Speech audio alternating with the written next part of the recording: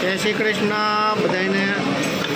આ મહિનો થઈ ગયો છે, 1 મહિનો, અને હજી કંઈ હીરા મળતા નથી. એટલે લોકો બધા શેર બજારમાં ચડી ગયા છે, અને આ રાહુલ ને બધા આઈપીઓ ભરે છે, ને ભોકા નાખે હીરા છે નહીં.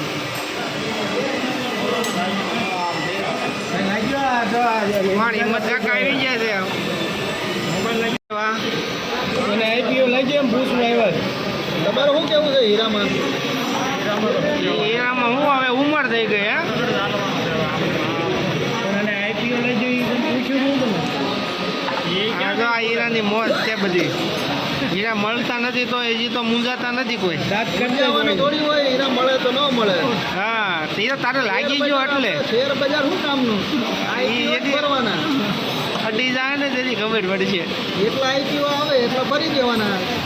એકાદો તો લાગશે ને હીરાવાળાને. એ વાત સાચી. એ તો એમાં નથી જોતા કાંઈ હીરાવાળા છે. ભાઈઓને કેવું છે કે આઈપીઓ જ ભરો, બીજા ક્યાંય પૈસા ખોટા ખર્ચા કરો માં. અને ખોટા ધંધે બીજા ચડતા નહીં ગઈ. અને બીજા ધંધા ન કરાય, આઈપીઓ ભરાય. તમારે ન લાગે તો પૈસા તો પૂરા પાછા આવવાના જ છે. હા, એ વાત સાચી. હીરામાં તો મંદીનો માહોલ છે બહુ, પણ અત્યારે તો એ કામ થાય તો ન થાય. આઈપીઓ ભરી દેવાય. આઈપીઓ તો ભરવાનો જ છે.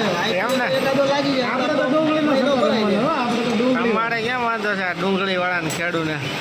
આઈપીઓ લાગી જાય, 5 ભરવાના. હા, એક લાગી જાય એટલે આપણો પગાર નીકળી જાય. આપણે 4 વીઘામાંથી કમાઈ લીધા 20 આઈપીઓના. હા, હવે 17 વીઘામાંથી જેટલા આઈપીઓના ભરવાના થાય છે. એમ આઈપીઓ જ ભરવાનો છે. હીરાવાળાને એમ કેવું છે આઈપીઓ જ ભરો, પૈસા હોય ખાતામાં તો. હા, પણ લાગશે. પણ એ બધા નિફ્ટી 50માં ચડ્યા છે. નિફ્ટી 50 નો ભરાય, આઈપીઓ ભરાય. એમ ને? હા, 14 ના 30 થઈ જાય ખરા. એમ એ તો 100% હોય જ થાય ને. હોય ને તો 30 થઈ ડાયરેક્ટ 30,000 આવે. આવે જ છે ને. અને આપણે આવી ગયા છે. આપણે શું વાંધો? 114% એ પાક્યો. હા, મમતાને મમતા મમતા લાગી અમને. લાગ્યો 160%. હા.